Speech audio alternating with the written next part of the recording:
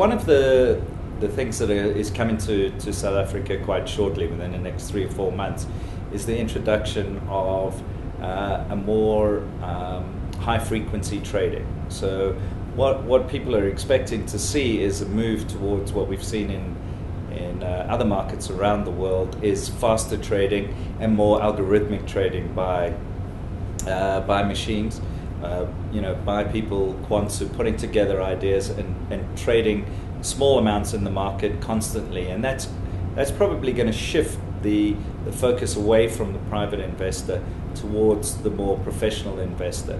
And I think that's another area where the passive investment might actually come into play again. Because the passive investment tends to be more a long-term investment rather than buying and selling on a trading basis, the passive investment would knock out a lot of that noise that you would get from trading on a daily basis. And so as we see an upsurge in that kind of trading, I think you will see more people taking to longer-term investments in things like exchange-traded notes and exchange-traded funds, because the passive investment side is going to be the easiest way for that investor to make profits over the longer term. As to some of the types of exchange-traded funds and passive instruments in the market at the moment, we've seen over the last few months with the rand blowing out that there's definitely been an uptick in the trading of some of the foreign exchange-traded funds. So you can, on the South African market, get exposure to the US market, the UK market. Japan is another one that's done it particularly well over the last few months. And of course that allows people to invest and at the same time to invest offshore without taking their cash offshore.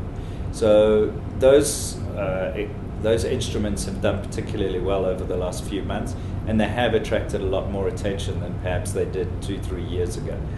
And for the investor in the street, they make a lot of sense. You don't have to go and take cash offshore on an asset swap basis. You don't have to open a broking account in the US to get exposure to those markets. So that's another way where passive investments can be really useful for the man in the street.